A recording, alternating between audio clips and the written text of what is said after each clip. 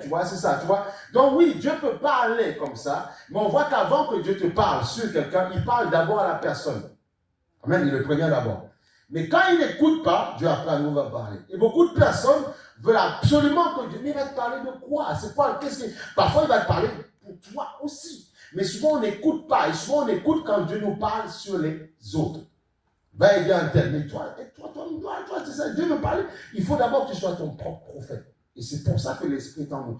Avant, l'Esprit était sur quelques prophètes. Et il parlait sur la vie des gens. Aujourd'hui, l'Esprit est répandu. Maintenant, à chacun son grade spirituel, mais pour que Dieu puisse te parler à toi. Pour que Dieu puisse te rendre ta vie chrétienne plus facile, dynamique, heureuse, épanouie. Tu te rends compte, s'il faut attendre le dimanche à chaque fois pour que Dieu te parle, waouh, ça va être compliqué. Dieu veut te parler chez toi, dans ta maison, dans les petits détails. Pas forcément que, ouais, ta vie, il y a un ange. Non! Aussi que, non, range la vaisselle comme ça, fais attention. Aujourd'hui, peut-être que ça va être compliqué au travail, mais n'aie pas peur, je serai avec toi. Dieu veut te parler. Moi j'aime, c'est ce Dieu-là que j'aime. J'aime pas simplement le Dieu qui va me donner tout le temps des visions sur les gens, voir comment tel est dans le péché. Moi, maman, j'ai besoin qu'il me parle sur la vie aussi, tu vois. C'est ça, c'est ce Dieu-là, c'est ce Dieu qu'il faut chercher, ce Dieu d'amour. Parce que quand Dieu, et ça, c'est le diable, ou bien les sorciers, les gars, les affaires, qui parlent toujours sur les gens. Et du coup, même ces personnes qui vivent dans la souffrance, ils vivent un calvaire, ils ne te le disent pas, tu vois. Un calvaire, ils ne te le disent pas. Il faut comprendre que ces personnes souffrent, mais elles ont le poids d'un don démoniaque qu'on a mis en eux, justement. On leur a ouvert les yeux. Et du coup, ils ne sont pas parfois heureux. Ils vivent dans la souffrance. Alors que Dieu, non seulement veut te montrer les choses, mais aussi il veut te faire vivre son amour en toi. Être épanoui dans ta maison.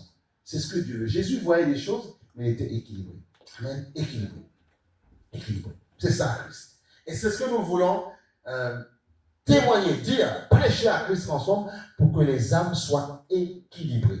Moi, ça me fait mal de voir quelqu'un qui me dit je suis fort en esprit et que dans la vie de tous les jours, il a que des combats, ça ne marche pas, c'est compliqué. Moi, je veux quelqu'un, tu vois, non seulement qui est fort dans l'esprit, mais qui dans la vie de tous les jours est heureux, épanoui. Il vit sa vie, tu vois, il est équilibré, il est posé, tu vois.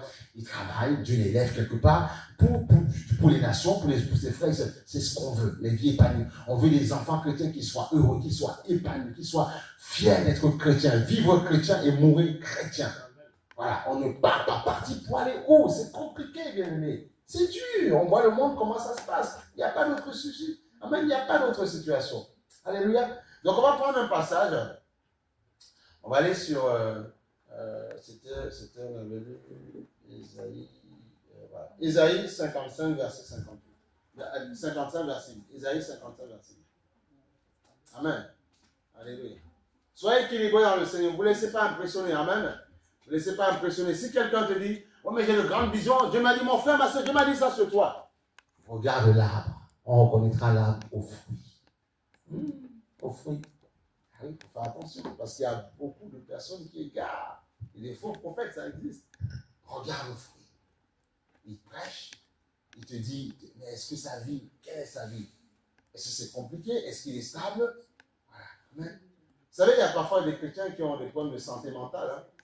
La santé mentale, ce n'est pas uniquement pour les fous, les gens comme à Colson ou je ne sais pas où. Là. Non, non, non. C'est aussi pour, il y a des gens qui, tous les jours, j'ai expliqué ça à un collègue, la santé mentale.